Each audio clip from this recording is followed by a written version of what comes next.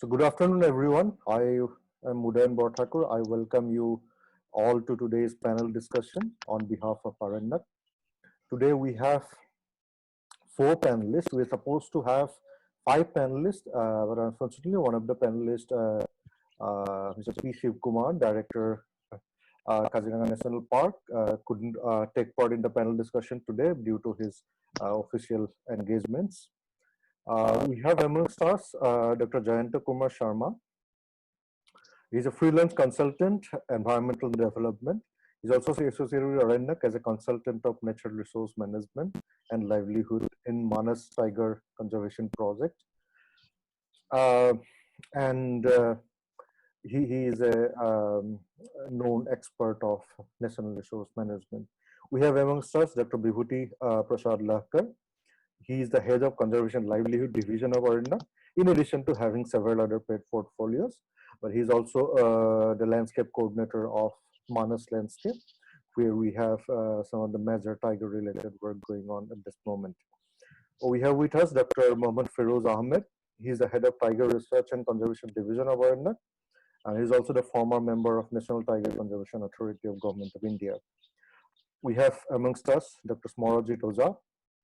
He's an associate professor of Nagaon Girls College, and he is also associated with conservation of Laukra Burab Sapori Wildlife Sanctuary for quite long, particularly in terms of developing awareness and community engagement in that wildlife sanctuary, which has turned Laukra Burab Sapori Wildlife Sanctuary into a tiger breeding area at present. So I welcome all the participants as well as the panelists today. As we know, today panel discussion is a special panel discussion on the occasion of World Tiger Day. And the topic that we have chosen is basically how participation of communities is important in achieving conservation success for tigers, with particular reference to Northeast India. So at the beginning, I would like to request Dr. Mohammad Feroz Ahmed to speak a few words about importance of tigers in general, particularly as a flexus species for conservation, and also give an introductory note to today's panel discussion. Thank you. Over to Feroz. Good afternoon, everyone. It's so nice to have all of you on this Zoom platform today to talk about tigers and communities on this very auspicious day for tiger conservation as well as conservation in the world. The International Tiger Day or World Tiger Day. As most of you are aware of tiger, that it's a very charismatic species. We all would love to die to see a tiger, right? But tiger is such a species that we don't see them so easily. They live in very secluded and very specific habitats, and they are very shy to people, and they don't want to come out in front of us unless there is an occasion when we come across a tiger on the road or in the forest. So there is also important point to know that the tiger is considered as indicator of health of a good ecosystem, and we all are part of ecosystem. We live in an ecosystem, and some of you might be aware how you can justify whether an ecosystem is good or bad based on the services we receive from an ecosystem. As tiger is a flagship species, we call it flagship species in conservation, flag bearer of conservation. Tiger is, being its charismatic nature and being its very important role as a top predator, or we call it tertiary predator. They can manage the ecosystem by managing the other species and their population in the ecosystem. So that's why tiger is called a flagship species to manage an ecosystem. It's an ecosystem population manager. Similarly, there are other flagship species I just want to mention quickly, like elephants, because elephant is a large-bodied animal. It can move through forest, create paths for tigers and other smaller animals as well. So that is another taxi species. So why tiger? As you know, India has the largest number of wild tigers, and it's about 70% of world tiger population. And because of tiger, we are able to protect in this country about 50 tiger reserves, and the forest within it, the other natural resources within it are being protected. That's just one small fragment of the whole country's forest resources or natural resources. There are other wildlife sanctuaries, national parks, um, non non-national park or non-protected areas like reserve forest and community forest, which also holds tiger in this country. But today we are more focusing into conservation approach of tiger reserves. So that's why we have, you know, brought this title today to discuss about tigers and communities, you know, and connecting the dots in Northeast India. There are so many dots in Northeast India that we need to know how we can connect it. As you know, Tiger Habitats provides a lot of services. Just consider about tiger reserves. Maybe you can, some of you will be able to relate to a site. Let's give an example, say Kaziranga or Manas Tiger Reserve. So how that is helping us as human being, human race, and other species with its services.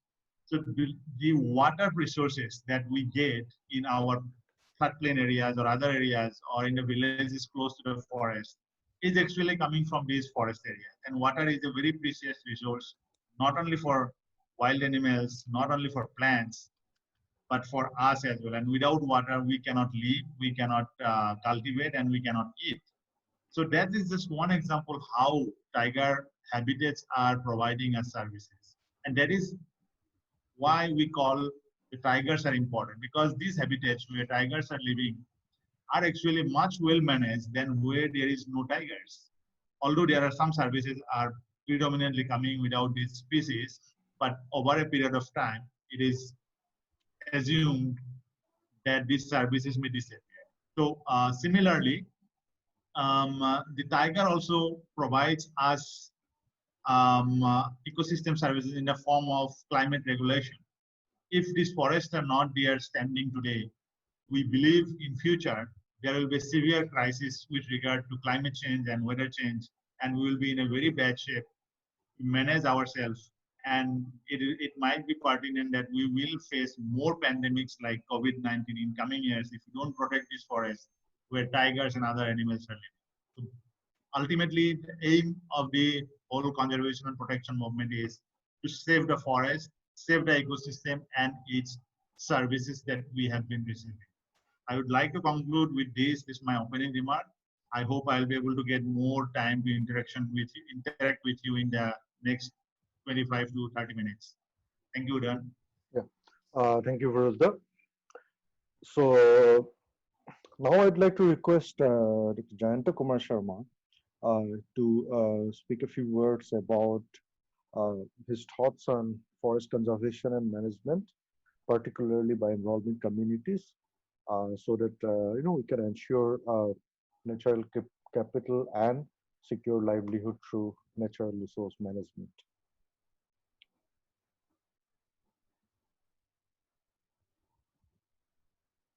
I think is muted. Yes. Yeah. Thank you.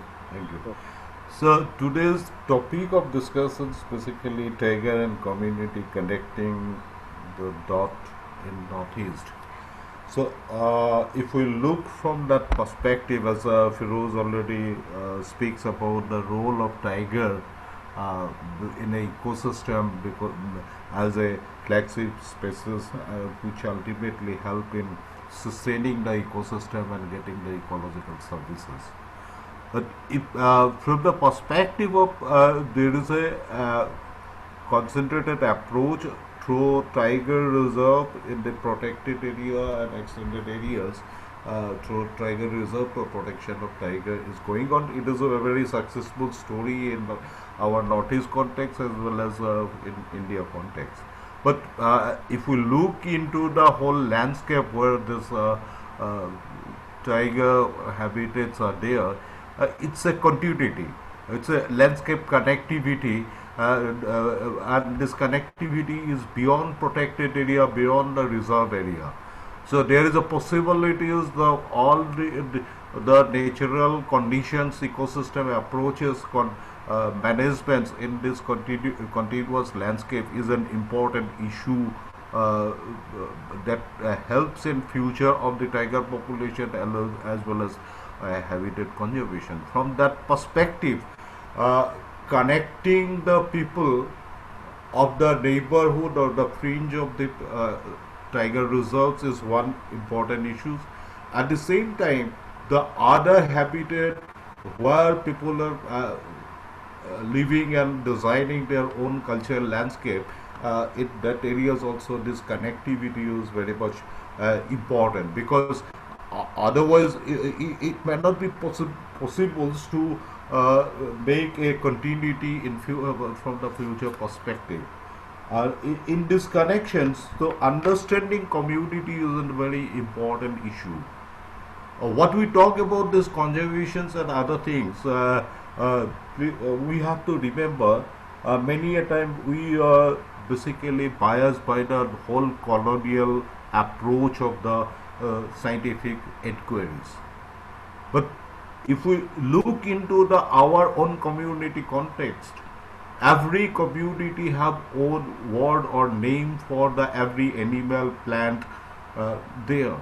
What it is, if you analyze from the linguistic point of view, from the conservation point of view, it is basically a vernacular taxonomy. So these are the some clue point. Understanding community means we have to speak communities' language, understand their cultural systems, and through that we have to link to their own cultural ethos, ethics, and heritage, because these are very interlinked processes there.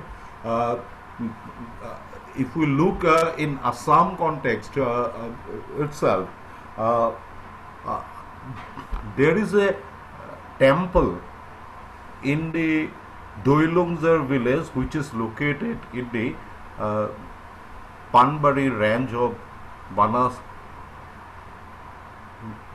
National Park. That temple is basically for offering prayers for tiger.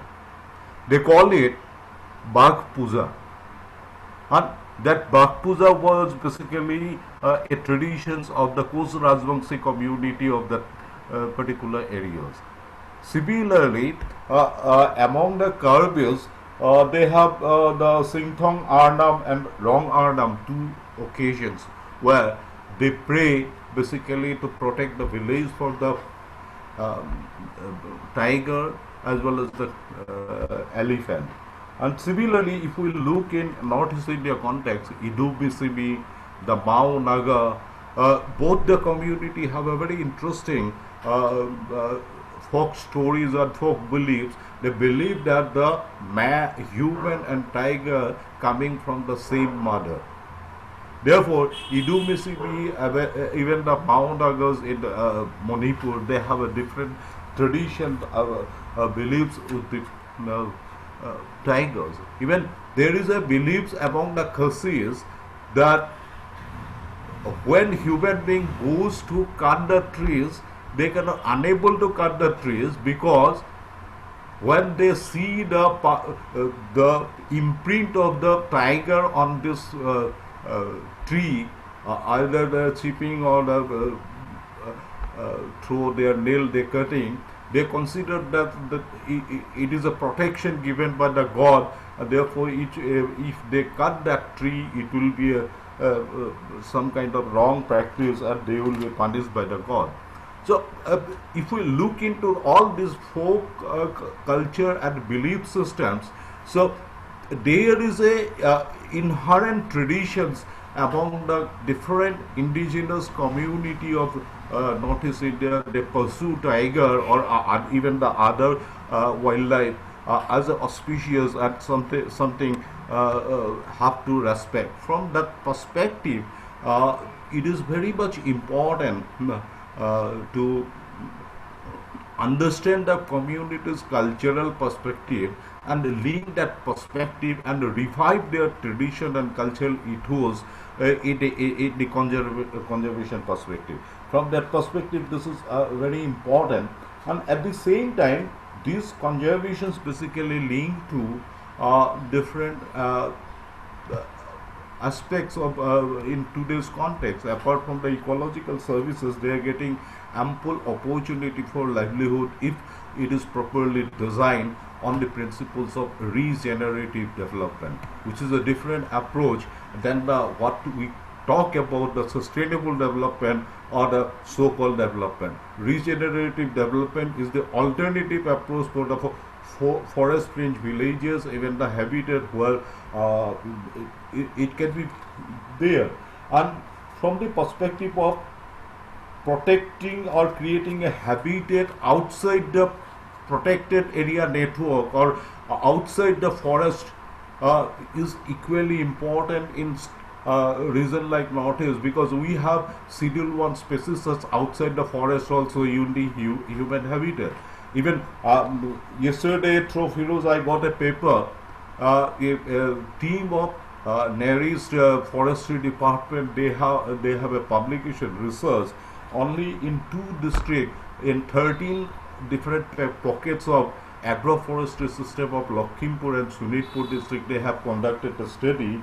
They identifies around 20 different mammal species in the home garden, means homestead area, what we call bari, which represents the 16 genera and 14 families. So it's indicate how our baris are reaches habitat for the different kind of wildlife, which ultimately may provide the food for the tiger also. From that perspective, understanding community practices and preserving the cultural perspective of the people and creating a livelihood options by proper nurturing of the natural resources uh, is important things. In this context, there is a need for the counter argument to deconstruct the present development model to develop a people centric model for Northeast. This is my primary thought. Thank you, John. Now, we know that involvement of community, particularly in the fringe areas of tiger habitat, uh, towards protection of the habitat as well as the species in specific, and yield amazing results. There are scientific evidences that with interventions towards community-based uh, conservation initiatives, we can enhance tiger population. There are examples from Manas, with uh, work being conducted by Arendak. Therefore, I'd like to request Dr. Bibhuti Hlakar to speak a few words about such conservation livelihood initiatives of Arendak and such other initiatives in general for generating alternate livelihood and food security for communities living in the fringe areas of tiger areas, particularly Manas tiger reserve. Thank you, Dan. On the occasion of Global Tiger Day, uh, we I welcome whoever participated in this event, and also we must uh, appreciate the conservation value of tiger.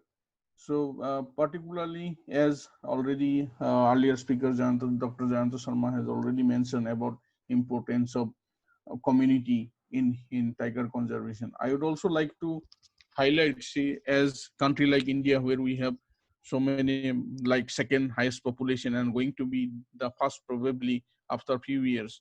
Where at the same time we have largest number of tiger and also elephant.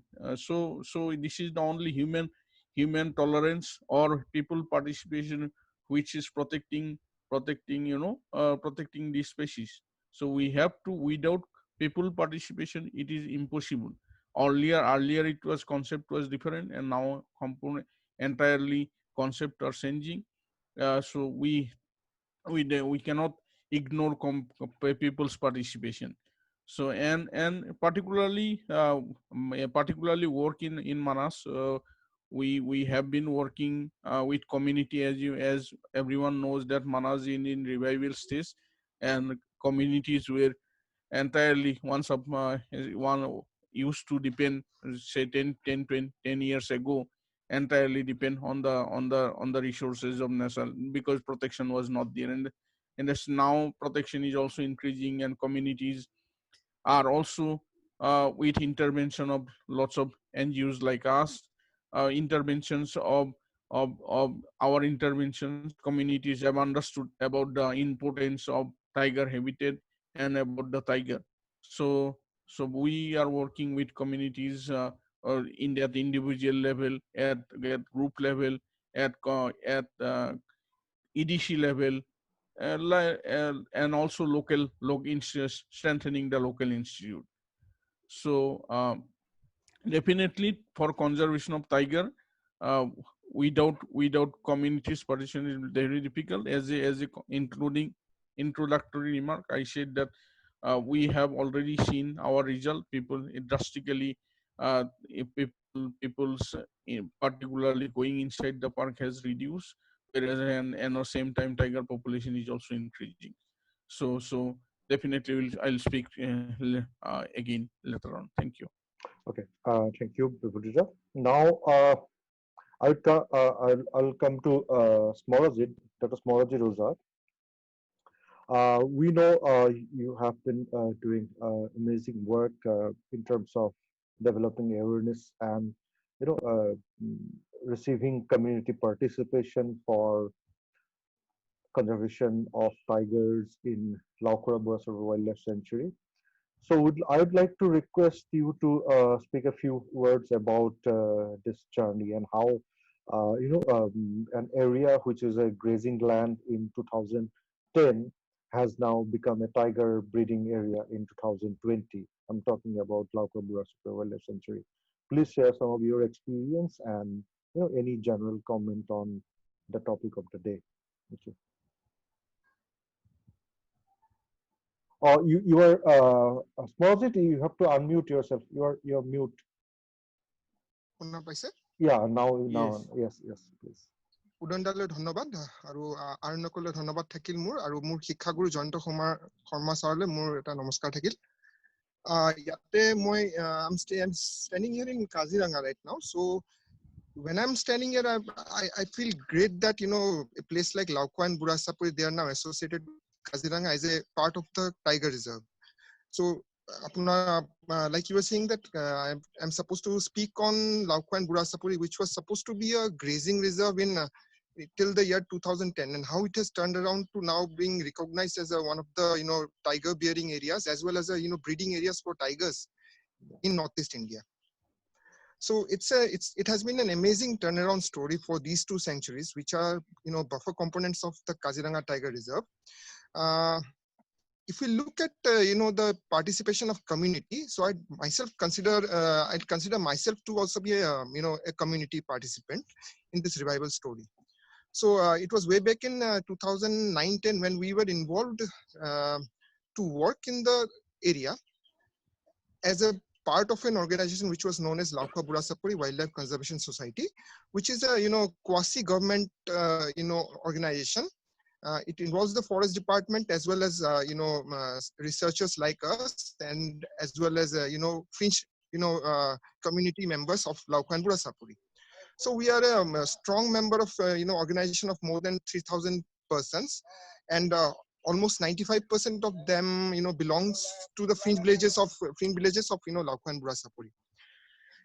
Now what happened is that we have been trying to involve the community in becoming a part of Laukwa and Burasapuri. There's supposed to be a sense of belongingness, and how that has been done, that itself has been an experience for myself also. আৰু মোৰ পৰৱৰ্তী যিখিনি আগত মোৰ বক্তাসকলে যিখিনি কৈছিলে যে মানসৰ এক্সাম্পল দাঙি ধৰিছিলে, Kaziranga Firozda kam koresile.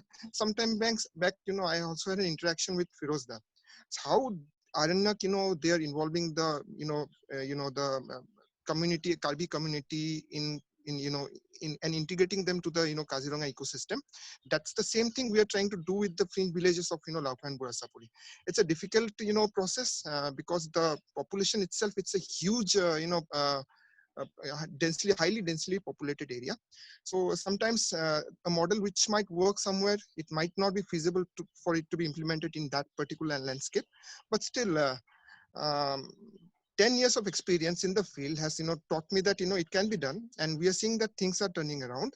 And as a part of my opening comment, I'd feel fortunate that on the auspicious occasion of the Global Tiger Day 2020, at present the Forest Department is as well as the Kaziranga National Park and Tiger Reserve authorities are now feeling proud to associate the birth of 2 cubs in Lauka Burasapuri as a thing which needs to be celebrated centrally in the central meeting of the Kaziranga authorities. That's still going on right now, I think. So here to turn around that particular story. If I have time, maybe I can discuss in details, but 5 minutes of opening comments, yeah, it's not feasible. But I'd like to request the participants to bring around some questions so that we can have a in-depth discussion during the question and answer session. Thank you. Right. Thanks, Morazid. Now we had all the initial remarks from our panelists. We have some questions from our participants, but before that, I'll come to those questions. But before that, I would like to come to Dr. Feroz Ahmed again and ask about like how since I'm myself is a wildlife biologist, and I've been involved in tiger monitoring up to with certain bit of experience. So naturally, one question comes to my mind, and I would like to take the role of moderator as well as a participant and ask him like how community-based conservation initiatives, when coupled with long-term population and habitat monitoring, can actually help identify the driving factors of human-tiger interactions. I wouldn't call human-tiger conflict, but human-tiger interactions, and how it can help, developing a model for conservation for a particular area. Firuzda. Udan, thank you for that heads up on this question. In fact, Vibhuti has already mentioned that we have been working in Manas as an integrated program for tiger conservation and habitat conservation. Given that different model, what we have seen is that over the last 10 years, there has been increasing participation of fringe village communities in the conservation process of the tiger reserve, most prominently in the Manas National Park area, where the tigers are more prominently present. And we came into Aranyak has already different program going on, but we brought in a very integrated program in about 2016 after a study which was led by Jayanta Sharma, sitting here today in this socioeconomic assessment, and also benchmark establishment to understand how benchmark changes over a period of time. So one of the benchmark was like income of the communities living on the fringe areas and how they bring their income. And we found that actually 75% people are dependent on the forest resources inside the park. So in that situation, we thought we designed a program which we call it Manas Tiger Conservation Program. I'm sure Vibhuti and Jayanta will get more opportunities as well in the coming few minutes to talk about it, which will explain in more details. But given that program, over the last 5 years or 4.5 years at least, we have seen that the indicator, which is tiger number in the park, has increased over this period of time. And number two, the dependency of the communities, those who used to go inside the park on a regular basis, has gone down to a to a great extent. It's not completely over, but there is a lot of change in that. And then also we have another indicator, which is done through the daily patrol by the patrolling staff of the park authority. And they have recorded all the people who go inside the park for different purposes. And we have seen over the last 4 years, there has been a downward movement of the people encountered inside the park who goes for natural resource extraction. So that means the effort of law enforcement to ensure that habitat is protected, the effort of livelihood activities, which ensures that the people doesn't need to go inside the park for subsistence. And number 3, the forest department's involvement in the communities through EDCs, and that there is more resources coming for the EDCs and the communities for livelihood generation, has given us results, which has been captured very nicely through long-term monitoring of tigers using camera trap, as well as prey animals in the park. In fact, last couple of years, there has been publications from our organization, which is showing to these positive development. And I'm sure some of the students probably present here today have gone through some of these publications, and we'll be happy to share them in future as well if they need those publications. Thank you. I hope I could answer the question. Yeah, I mean, we have actually a few questions also. I think that will help the panelists elaborate more on these topics. I'd like to take 1 or 2 questions now before we discuss on any other matter. There are quite a few questions that is coming to the chat room, both privately to me as well as in the public chat room. So I'd like to first ask a question on it is not much on the community aspect or the topic of the discussion today, but I hope it has some relevance. It is from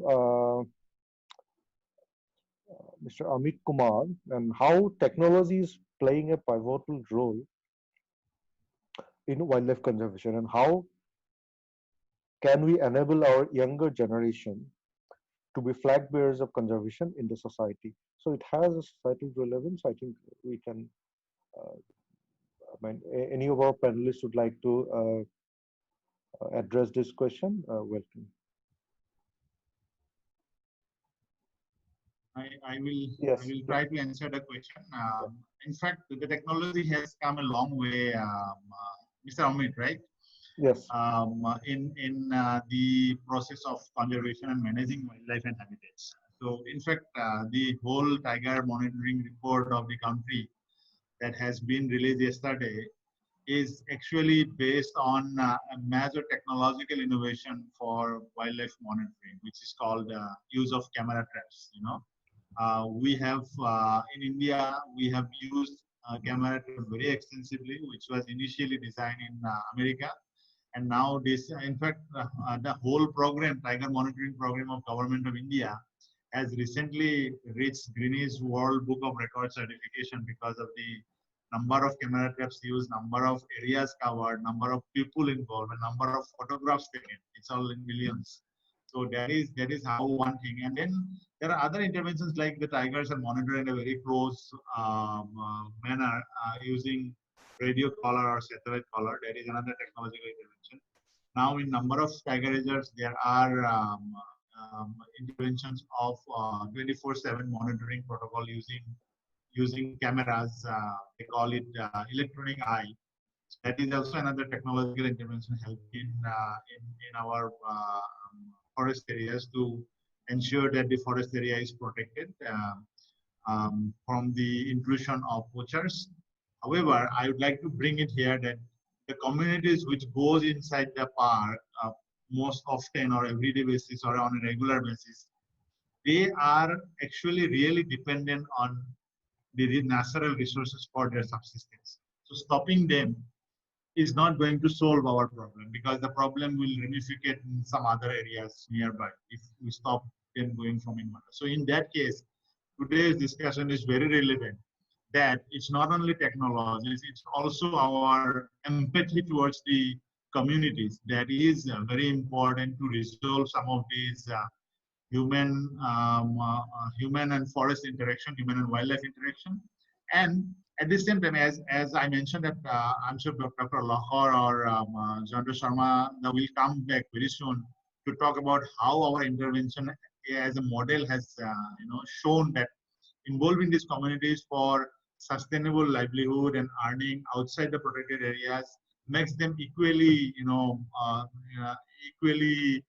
reliable, sustainable to sustain on the fringe of the park, not going inside the park.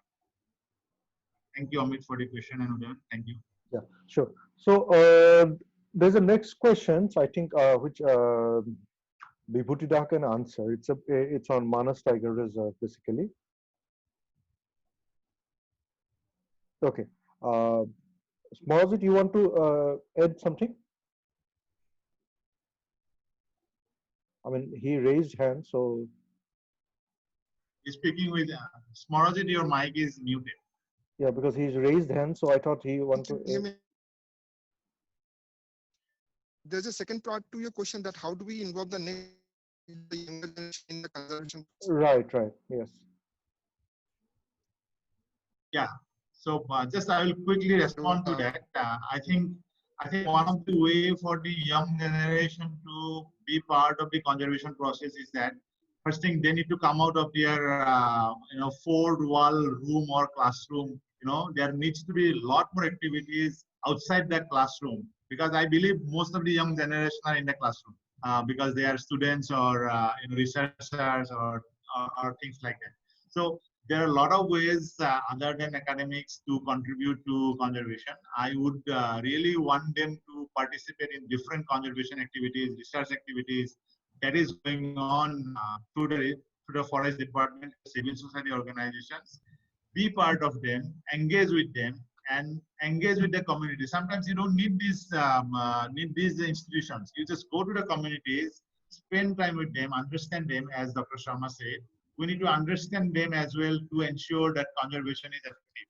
Without understanding, if we bring in something to them that may not give the result we expect over the period of time. So I think it will be very pertinent that we spend time with either wildlife or communities to decide how we want to intervene and engage. Right. I'd like to add to that something, the first thing is that, as teachers, we need to encourage the students to be part of, take part in more and more field-based activities. And that is lacking in our curriculum. Most of the time, we are focusing more on classroom learning, like Firozda said. And the second thing is that I was just scrolling through the list of participants. I see a lot of participants from the zoology or ecology background. So they, like I was, discussing some time back with Firozda, they always consider that conservation, that is always, working with species. They should also come out of this shell of thinking and then, think that, conservation is more to do with, working with the communities. And when you work with the communities, the species, and their conservation, it takes care of themselves by itself, and the second thing is that, how to involve, the students or the, next generation. The particular, news that, Laukwa Burasapur, it's a breeding area of tigers, that has come out with the use of technology, that is, camera traps. And interestingly, this year, adopted a participatory approach towards, this camera trapping exercise, whereby we've invited participants from different, backgrounds to come and, take part in this camera trapping exercise in Laukwa and Burasapuri. And we have had, more than 30 participants, and that particular trap, in which the, the photographs of the cubs and the mother came, it was interestingly put up by the volunteers themselves. So they have, done the camera trap exercise themselves. Now we are, using the particular software known as M-Stripes, which is a development of the National Tiger Conservation Authority and WII. So it is going to be implemented in Burasapur and Laukwa. And that particular, training as well as, the implementation part, we are, involving student volunteers. So once that is done, the entire monitoring of tigers, co-predators, prey, and the habitat, it's going to be done through this particular technology known as M-Stripes. And we are involving the students and the local community as well in this entire process in Laukwa and Burasapuri. Okay. Thank you, Smazit. I would take another question which has come privately. It is to Dr. Jayanti Kumar Sharma. how nature and biodiversity conservation is linked to safeguarding of identity rights and development aspiration of indigenous communities of Northeast India. Uh, you have Please to unmute. yeah, yes, Mm. yes, yes. Yeah. So thank you. It's a very pertinent questions. So before that, one point continues to the orientation of younger generations, as Firoz and Smalls is talking about the community participations and community-centric conservation approach. Actually, there are there are many systematic tools when we are talking about the community to the buzzword we are talking now is PRA, but there is PLA. There are technique of photo voice, which is technology and symbiosis with the community participation. These are different approaches. If student did not able to learn those technique and tools and techniques, everywhere there is a scientific approach to study. Even when you are going for study the community, their perspective, there are a set of tools need to be followed.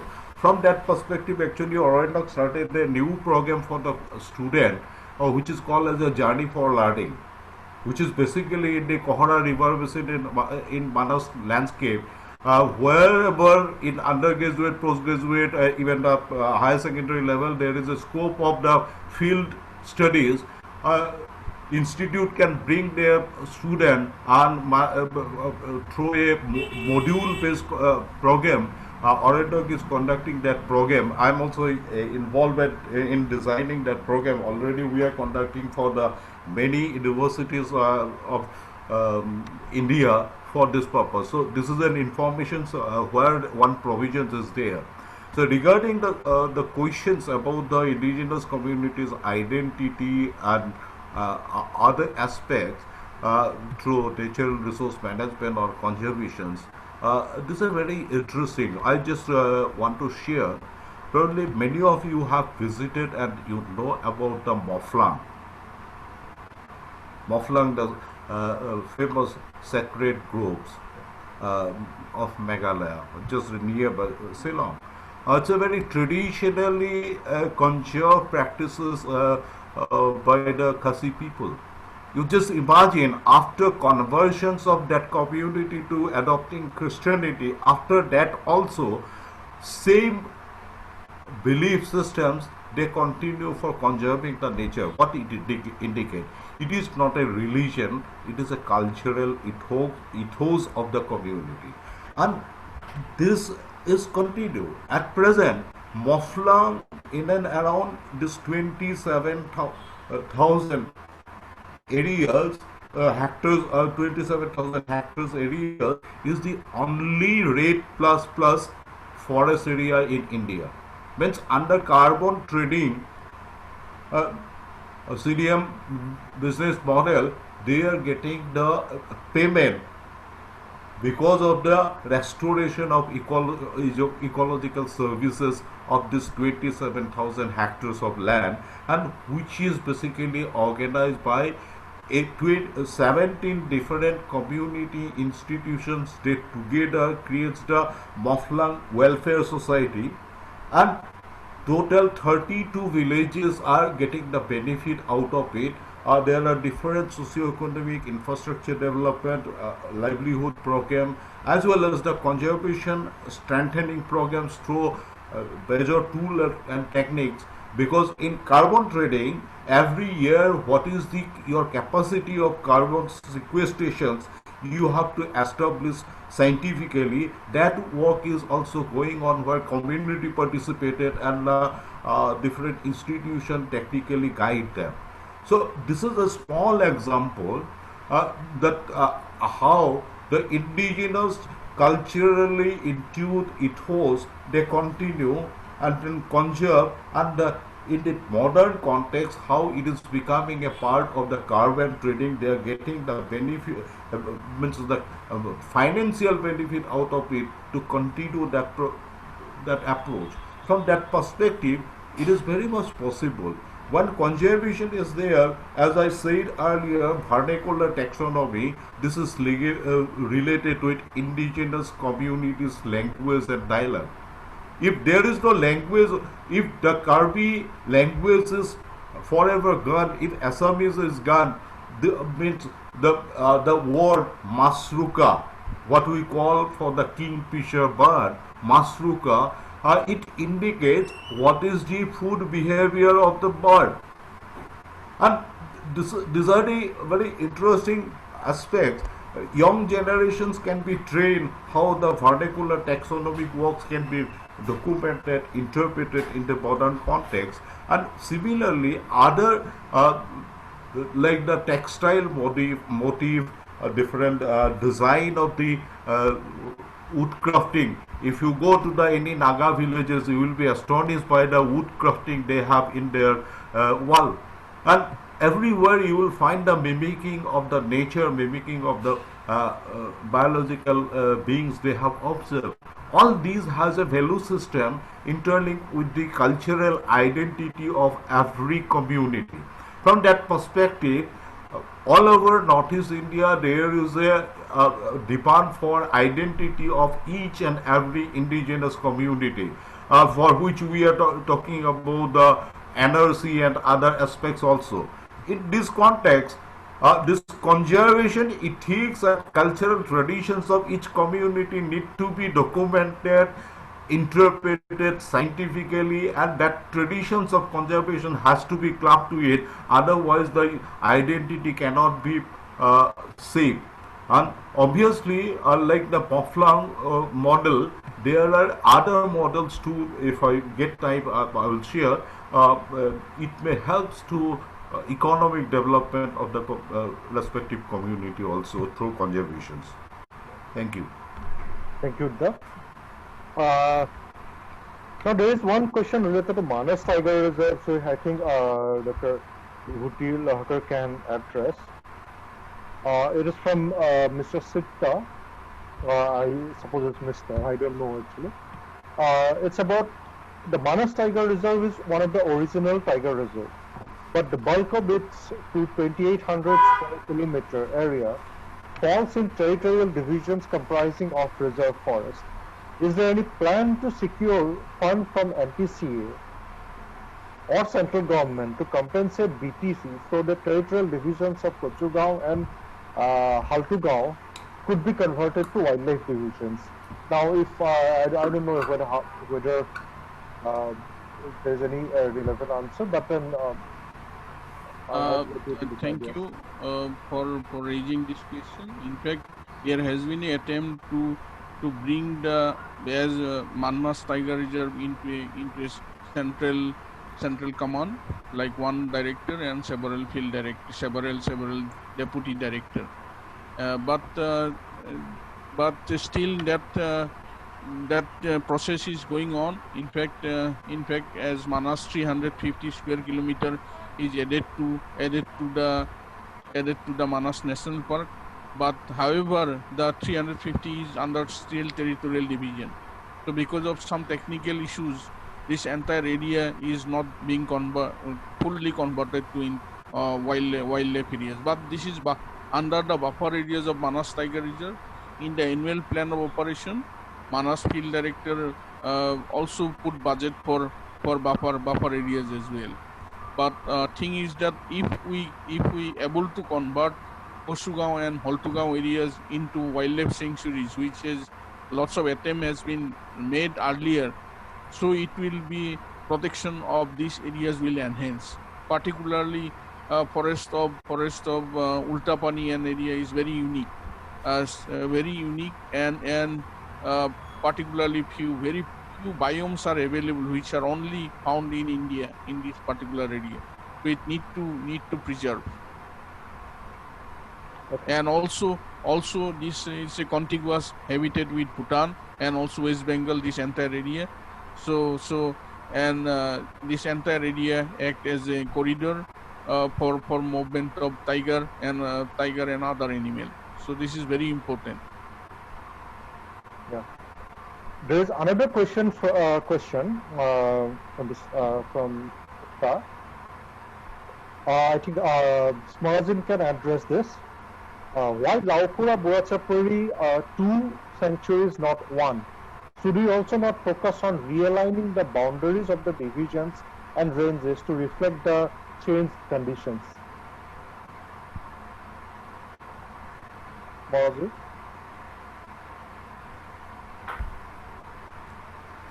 Thing is that even though politically Burasapur and Laukura it's treated as two different wild sanctuaries, habitat-wise they are contiguous. Just on the place open Burasapur separately or just those together. Your voice is breaking. Smarazin? Okay. Can you hear me now? Hello? Can you hear me now? Yeah, it's better now. Yeah. They are two different sanctuaries, but they are contiguous to each other, and it's right in the middle, Zilanga and Orang, and they are and even though politically they are treated as two different sanctuaries, but habitat-wise they are contiguous.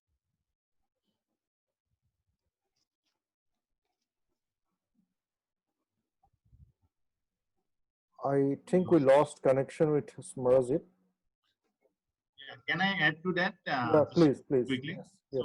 So actually, as far as I know, the Laukha Burachapuri used to be managed by two different divisions, Tezpur and Nagaon earlier. However, about 10 years back, I believe, it was now, since last 10 years, it is being managed by Nagaon Wildlife Division as one unit. Smarazin may be able to correct me if I'm wrong. That's what I understood earlier. Smarazin?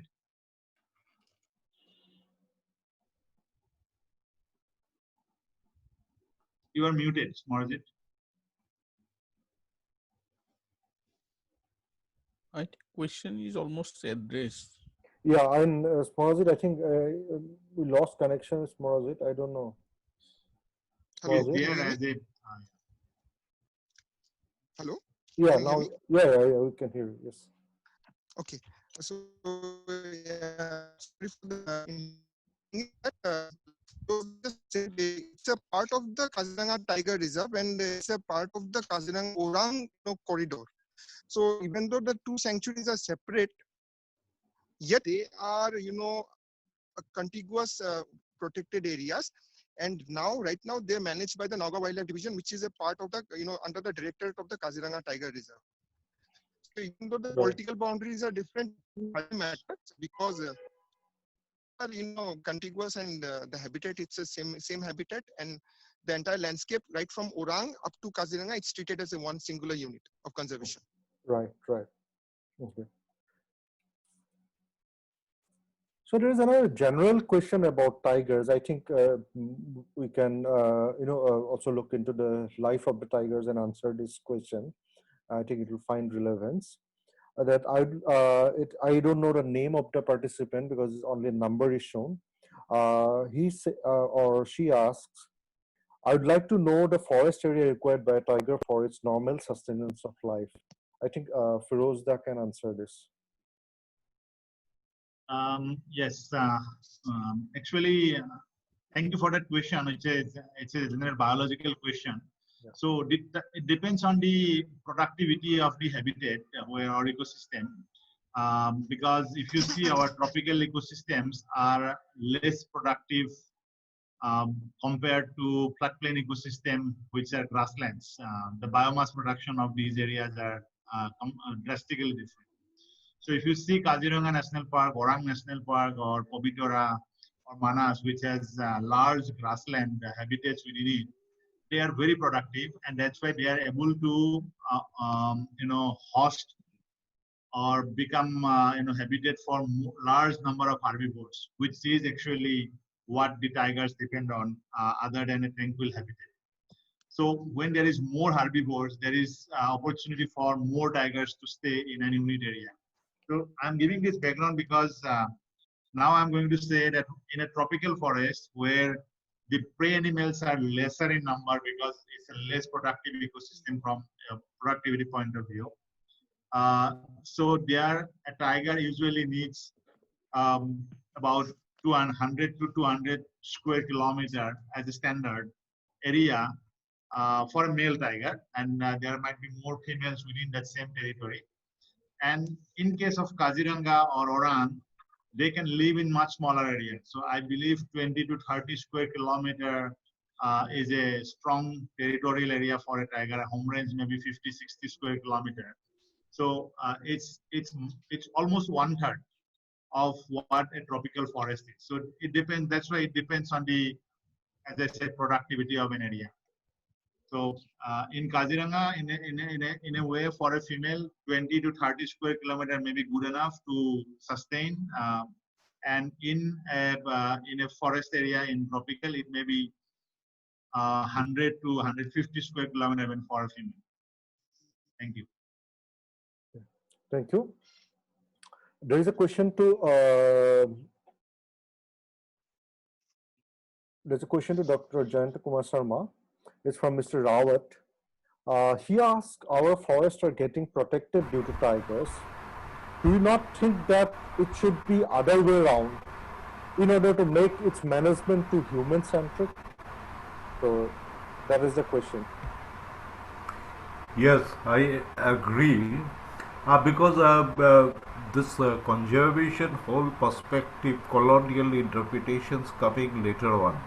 If we look into Indian condition as a whole or Northeast conditions, the conservation means the forest and habitats always protected by the people, and the animals survive on it. That tradition was there.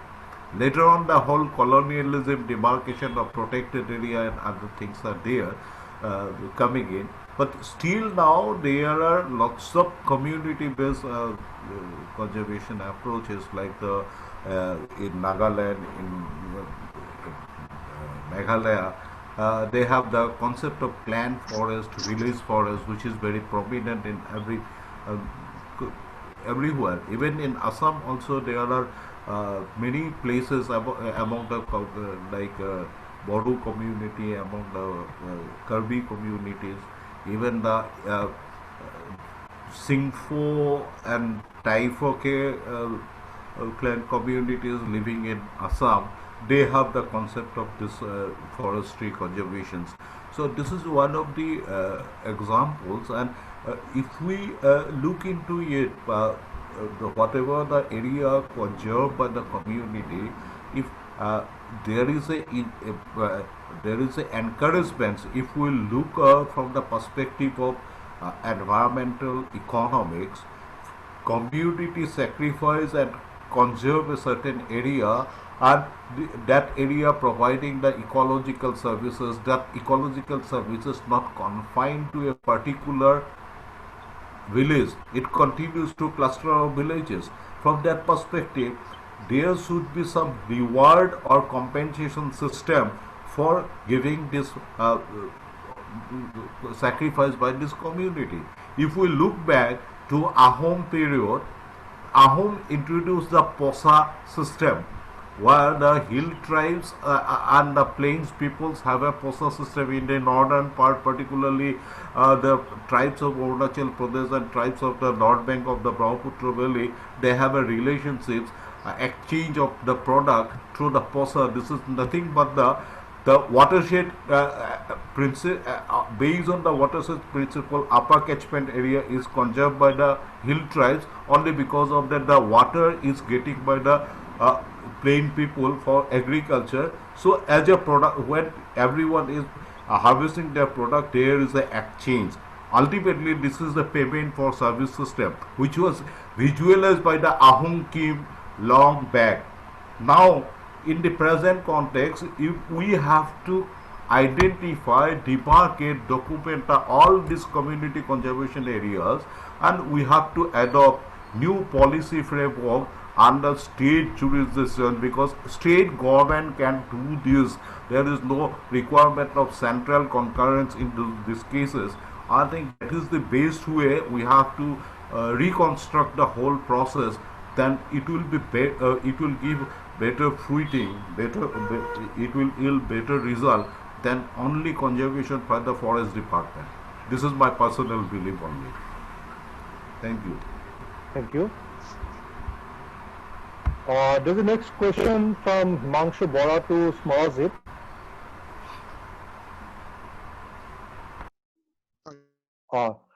So how significant is the role of the forest department and communities around Lauka Burachapuri in last 10 years that the landscape is now supporting tiger breeding ground? Since there are community participants in most of our protected areas, but turning around of Lauka Burachapuri is a better picture compared to others. Thank you for the question, Himanshu. The thing is that there has been a sustained effort. That is one of the keywords. It has not been an officer-specific approach, rather than it's a policy-specific that we need to involve the communities. Or that particular aspect, it has not changed with the in the administration or the management. Like when a DFO changes, the other DFO, if he's not interested in community participation in ventures, then it stops, and rather protection is given more importance. In Lauka and Burachapuri, since the last 12 to 13 years, we've seen that involving the community, whether it may be through the eco-developmental community model or through the particular model known as a local protection squad, where interested youths are brought along and trained to be a part in the active protection duties, and they're deployed inside the forest, and they're paid a remuneration by the Kaziranga Tiger Reserve. So these kind of models and alternative livelihood sources have been put in place, and that has been going on since the last 12 years. Apart from that, we have also tried to educate the community. It's not that you expect the community to know everything. Even it's a learning process for us, and whatever we are learning, whatever the forest department and the experts are learning, we try to translate the same to the community. And sometimes they accept, sometimes they do not. Our moot question is that we have to involve more and more people, whether it be experts or whether it be the even the poorest of the poorest, or the educated or the uneducated. Doesn't matter. It's a policy decision by the government that communities have to be made a participatory participants in conservation, and we are trying to follow that in Lauka and Burachapuri with heart. We are sometimes succeeding, we are sometimes failing. But more than failures, it has been more successful for us. Setbacks have been there, but models like eco-development, which has been one, I'd like to be, mention here that the eco-development model, as it's been implemented in Assam, Lauka Burachapuri has been the first protected areas which has adopted and successfully implemented the same.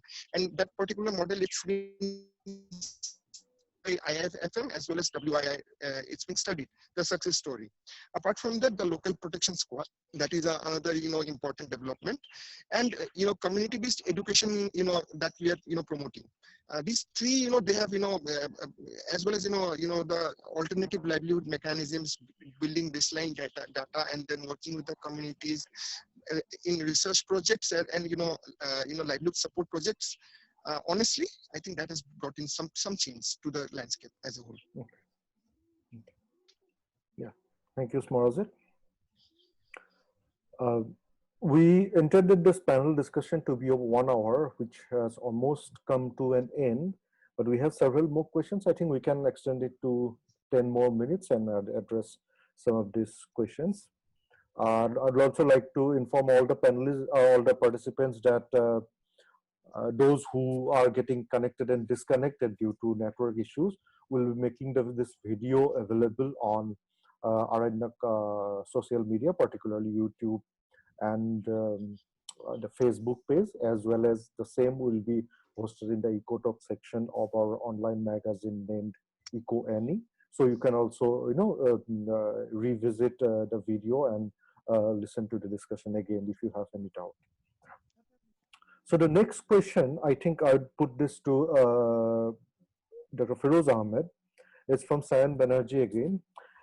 He says the research has shown that surveillance technologies have negative psychosocial impact on fringe village communities. It also alienates these people from having positive perception towards park authorities. What is your take? Very critical question actually, which has implications with human rights and all that. So I have a different perspective of looking into such questions. One is the surveillance technology that Forest Department uses to understand what is happening in the park also gives them information that who are these people who are frequently going into the park and extracting resources. And that also helps in a very important aspects of preparing strategies so that these people reduces their dependency of work from the park over a period of time. And I have not seen anywhere, particularly in Northeast India, where these people, the people who are dependent on the natural resource and extracting for a long period of time, are suddenly stopped from extracting resources. So that means the forest department and their authority has been compassionate about the people and their sustenance and livelihood.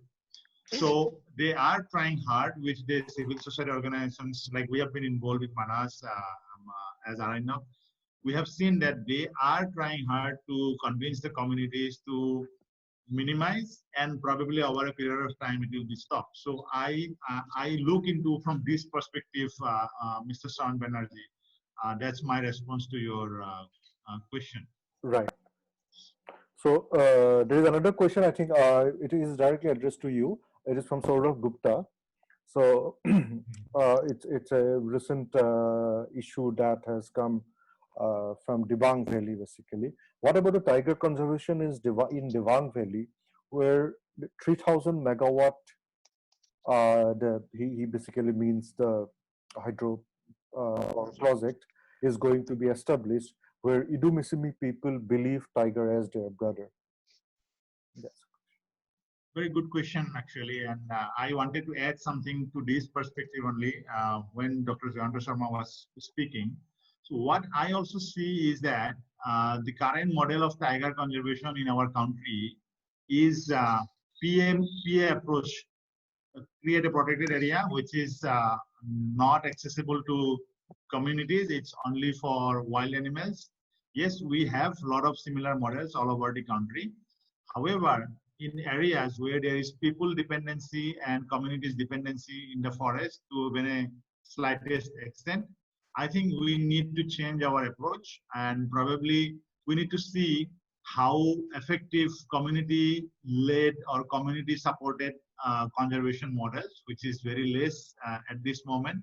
And as far as tiger is concerned, this is one of the animal which communities usually don't take it positively because it's a dangerous carnivore, and nobody would love to live very close to a tiger. But our people like Idumishimis and Karbis and Bodos, and you mentioned any tribe who have been living in these tiger landscapes, they have been living without much conflict with tiger. Idumishimis, for example, as Saurabh brought in, so they don't kill tiger even if the conflict is very high, because they consider tiger as their elder brother. When they came to the earth, they came with tiger as their elder brother. So when they need to kill a tiger for a reason which is well justified by their community, then they need to go through all the rituals that one go when a brother dies. So that is a kind of community's attachment to an animal like tiger.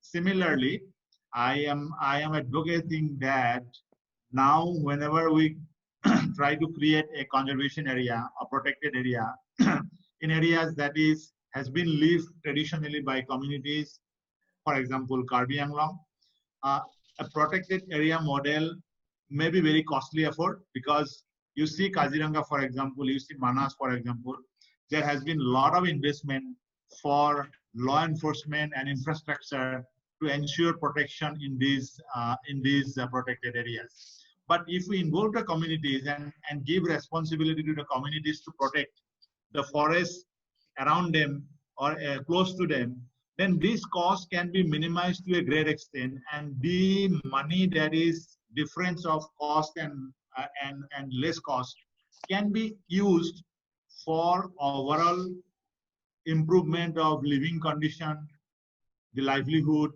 and health and whatnot, education and everything of the communities. So the money is limited always, but the limited money can be planned to use in a much more appropriate manner. And when the community has ownership, our law enforcement requirement is much less than the standard law enforcement protocol that is usually in practice in a protected area. Okay. Thank you. Okay. So there's this question for Dr. Bibhuti Lahkar. He asked, what is the impact of conservation livelihood work on Manas National Park? I think you have already mentioned some of it, but then you can answer specifically. Definitely. Yeah. So, in fact, from 2009 onward, we have been working around Manas National Park with communities. However, as Firoz mentioned, 2015 we brought a very integrated approach where for example, we initially we did a community based survey, baseline survey, and find out how many people are dependent from which area, how many dependent are people, and then we went to community and trying to their consultation, number of consultation, then community consultation about access restriction and their willingness, what they want to do, the available different livelihood options. We have given, we have demonstrated, we have organized demo fair, because most of the villages are not aware what are the different livelihood options available. So like that, we have organized demo fair.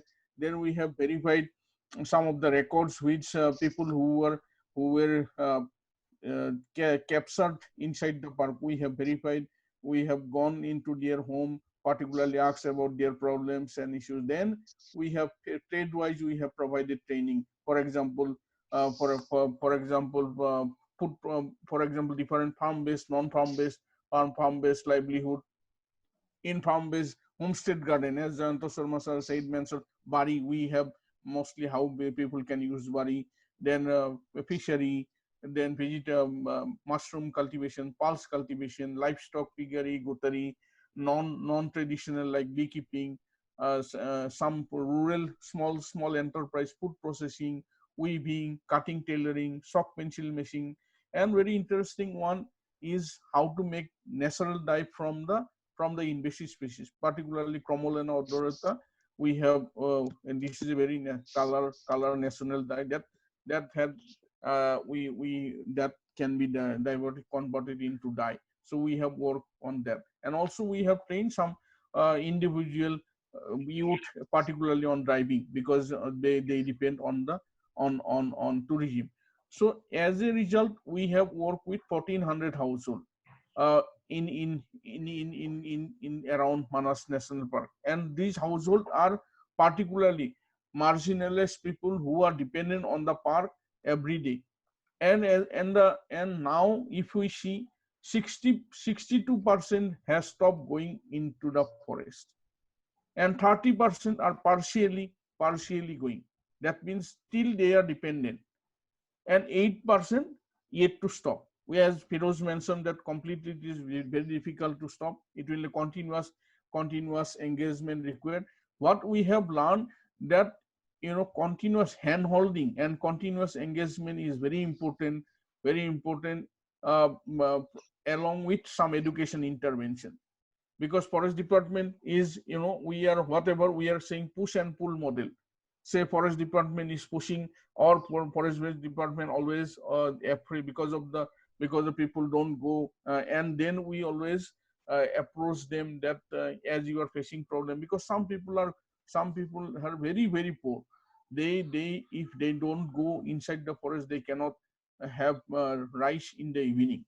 So like that, we have been working, and as a result of that, it has really worked, particularly in Puyapara and Basbari. Panbari still has some issues, particularly protection, both live and also EDC has played crucial role. So these things, I am hopeful that if we continuously engage with community and community, in particularly through tourism and other avenue, people have started learning about our importance. Most earlier they only use 10, 15 gypsy. Now in Manas around area around 150 gypsy. So this is also increasing. Tourist lodges are increasing, homestays are increasing.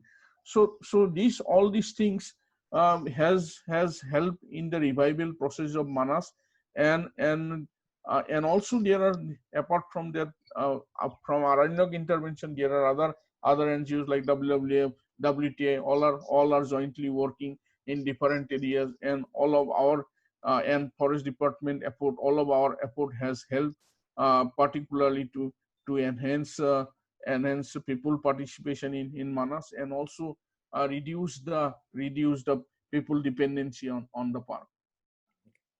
Thank you. I think we'll take one last question, and so I'll be a little bit selective about which question I take. And this is related to tourism. I think this is something that we haven't covered in the panel discussion so far. So there's a question from Nandita Baisha. Does tourism has an impact on wildlife conservation? We know tourism can impact both positively and sometimes even negatively if not managed properly. So I consider this question as a very relevant one, and I would like to request our panelists to throw some light on it. Yes, definitely. So type of tourism in at this moment, if we see, say for example, most of the protected area, tiger reserve, and that's why tiger reserve has in their TCP has developed what is the carrying capacity of a tiger reserve particularly. So how many tourists or how many people can visit in a particular day, and according to that area they have also defined only 20% of the, or 15 to 20% area of entire area is designated particularly for tourism, because there are instances in particularly many areas we have seen people are carried through tiger through, and they are not allowed to go, and even when people go in for even elephant ride entirely, sometimes it is carried, animal are carried, they are disturbed, they feel disturbed. So this type of activities, and also in many of the areas people always go and throw plastic bottle. We are not responsible tourism. In particularly very few areas have responsible tourism are in the practice at this moment. So if we definitely follow responsible tourism, there are lots of potential in the tourism sector, particularly when people goes, there is that also people go inside, that also act as a patrolling, their movement of peoples also alert everyone. So this kind of activity, and also it get benefited communities. So community, from there are three groups, as I said: producer, the manager, service providers. All these things people can earn lots of money, but same time it has to be responsible tourism. Right. So any other panelists would like to add anything to the tourism aspect? There is actually another addition to it from someone else, like how the scenario of conservation and wildlife tourism will shift in the post-COVID world. I think this is also very important. So both the questions can be answered together, I suppose. So Firuzda, do you have anything on this? Yeah, I'll just add part of to that. So if you see, tourism has been a major source of revenue for parks as well as the people living around who are involved in the business. But there are a lot of people who has not got opportunity to involve in tourism. I would like to bring an example with what John Tada just mentioned a little while ago, that the Karbi Anglong communities very next to Kaziranga National Park are not at all not at all stakeholder in the tourism business in the Kaziranga National Park. Yes. For example, out of these 4 villages we are working, only one person is involved in tourism industry as a guard to a launch. So that is the extent, but they live just next to the fringe villages. They are part of the fringe villages and important part of the Kaziranga Karbi Anglong landscape. So we have introduced this model called Journey for Learning, through which students come and learn about the ecosystem of Kaziranga, ecosystem of Karbi Anglong, and also the livelihood, the bioculturalism, and many other things. Work model goes in Manas as well as in Karbi Anglong in Kaziranga. So we have realized that in just 1.5 years, the communities in Karbi Anglong could earn about almost 3 lakhs rupees from 2 different programs that we have brought in. However, as somebody mentioned in another question, how COVID has impacted. Yes, COVID has severely impacted tourism industry all over the country, not just in this corner of the world. So we have to wait and watch and engage with the communities how we can innovate, because COVID will be there, but I think COVID will not be there forever, and we have to live with COVID if we need to live with COVID. Yes. We have to still do tourism, and we have to be responsible ourselves to support the local communities and local tourism businesses, travel with safeguards, with all the COVID related safety measures, and still enjoy, get out of home, enjoy and learn, and contribute towards the livelihood of the communities. So yes, COVID has an impact, and I'm sure this impact will be minimum over a period of time. And in addition to that, we have to say, for example, we need to explore our Assam.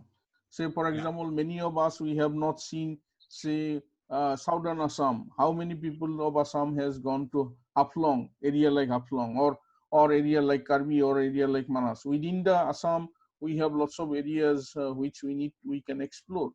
So if we do that, probably at least domestic tourism also provide lots of economy, bring lots of economy to local community. So if we do that and safely with the guidelines of government, so definitely there will be possibilities to adopt in post-COVID period. Smozit, you want to add something? Yes, Udanda. The thing is that, what we are doing in terms of tourism in our Tiger Reserve as well as outside the Tiger Reserve, it's peanuts compared to what we can do. We can do much more. It's not just, tiger tourism or, wildlife tourism. There's a lot of scope to develop community-based tourism. And post-COVID, we need to explore that aspect as well. Mm-hmm. And the second thing I want to add is that, in case of Lauka Burasapuri, that is the 2 area which has come up in terms of tourism, because we have emphasized more on, educational tourism, ecotourism. These are the aspects we are, pushing, instead of, just, the common, tourists, which, creates a kind of chaos in the park. So that educational tourism is something which we are inviting, the students to do their, research work and participate in community, research activities, in wildlife research activities. We are pushing for that. And based on, these things, whatever earnings that we are getting, it's 70% of the earnings, it's going to the EDCs, because EDCs are the people who are, made the service providers for the tourists in Burasapuri. So that is another, a success, that we are seeing. Community-based tourism, where the EDCs are, the major stakeholders.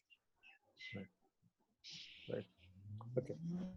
So with this, we'd like to, conclude today's discussion. But before we conclude, I'd like to request all the panelists to give their concluding remark, as briefly as possible. So can I request Jayantida to give his concluding remark? First thing, Northeast India has a different entity as a whole. From that perspective, we cannot compromise with the development. So, most important thing, Northeast India should be developed as a spatial natural economic zone. There must be a movement for that, there must be a lobby for that, which can help us to establish a regenerative development model which can help in biodiversity conservation and people's development. This is most important. And regarding the tourism, one important thing which is not there in Assam, that is destination management committee and destination management rule. It's a huge gap in the Assam tourism policies as a whole, particularly in the context of protected area tourism. If you look into Indian policy system, there is a destination management committee and destination management rule, which is every year, if required, it change. That is not there. In the post-COVID situations, new concepts are evolving. International training is going on virtual tourism. Virtual tourism is basically focusing on virtually you interpret the community stories, cultural systems, and other people have to virtually take the experience and out of which they can earn money. This is a new concept, and there are two international training is going on how the virtual tourism can be organized. So these are some of the area we have to look and we have to come out from the traditional framework and look into in a different from the different angle. Thank you. Thank you. Any concluding remark from Firozda?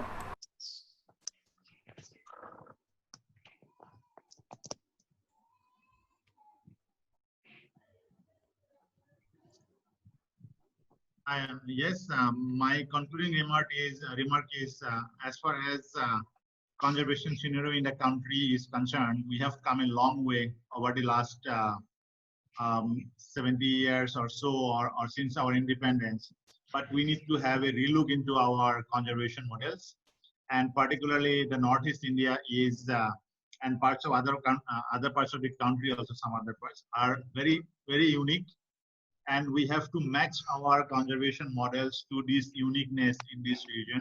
So I would suggest or recommend that we have to look into community-based conservation for tigers, biodiversity, natural resources as a whole, instead of just looking everything from a protected area telescope, because that is a cause of constraint in our conservation relationship with communities. That is also a cause of conflict. So the lesser the conflict, the better the focus of the managers and the communities will be on the conservation and protection and management of the ecosystem, because these ecosystems are giving us food, water, and our livelihoods. So we have to save them in a way that it's matching to our customs and our culture. Thank you. Thank you. Vibhuti, your concluding remarks on yes. So particular to tiger conservation, or in general say conservation, we have to think and involve communities. In the same time, the process should be transparent so that community knows there should not be any communication gap between managers or between Right. villagers. So and both we need to appreciate their role for PA manager or forest department role and community's role, so that we know we their say, for example, compensation of a tiger person victimized of conflict get easily compensate, get his money or her money at the time, get livelihood support. And on the same time, if we enhance awareness, I think we will definitely have tiger will animal like tiger or elephant or rhino will live will dominate, definitely going to dominate largest number in world. In India will definitely maintain these record. So hopefully policies is going to change in future, and particularly Northeast, as already mentioned by previous speaker, definitely need to special attention. Thank you. Okay. Thank you. Smajit, your concluding remarks. Yes, Udanda, I'd like to conclude by saying that not communities are good, but only when they are indigenous. Number one. Second thing is that communities can be good when it is sustainable. So we need to look into the aspect of population control, human population control. If we keep on expanding like this, everything is going to collapse. Third thing is that conservation need not be from the angle of the protected area managers. conservation should not be individual specific. It should be policy driven. And as far as I know, involving the communities, it's a part of the policy of the government of India, and that needs to be implemented by each and every protected area manager. And like Bibhuti Da said, the community people, they need to be, taken into confidence. In terms of tigers, we are celebrating the increase in the number of tigers, but the problem is that the habitat is shrinking. That's a very important, problem and it's going to flare up the issue of, human and tiger conflict in the future. So I'd like to finish by saying that everyone is welcome in Laukwa and Burachapuri because we are a part of the community and every one of you are part of the community. I bid goodbye by saying a big thank you to Aranyak and Firozda because they were the ones who had handed us the camera traps when we had nothing to work with. And it's a big thank you to them, and you have a big part in the success story of Laukwa and Burachapuri. Thank you. Thank you, Smazit, and particularly thank you for making us listen to the bird calls behind you. I was even trying to listen to what birds are calling actually. So special thanks for that. A lot of them. I'm in Kaziranga right now. Yeah, I know. I could at least hear Oreos and probably red-breasted. Oh no, sorry, rose-winged parakeets and all those things. Yeah, I can see them. Yes. Anyway, thanks a lot. So I think it's a very comprehensive and productive discussion today, and this could actually go on for hours, but we have to limit it now. We have now come to 1.5 hours of the session. And from today's discussion, so many new things new ideas, new topics have come up. And at least they can, they can lead to 10 more different discussions.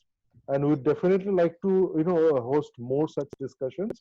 And there are few questions which could not be answered today. So I'll share them with our panelists and would like to get them addressed. And most importantly, for people who couldn't attend the panel discussion and who couldn't attend it continuously, we'll be uploading the video recording of today's discussion to Aranyak official YouTube channel. You can just search as Aranyak official YouTube channel, or you can visit the online magazine EcoAny, ecoany.in.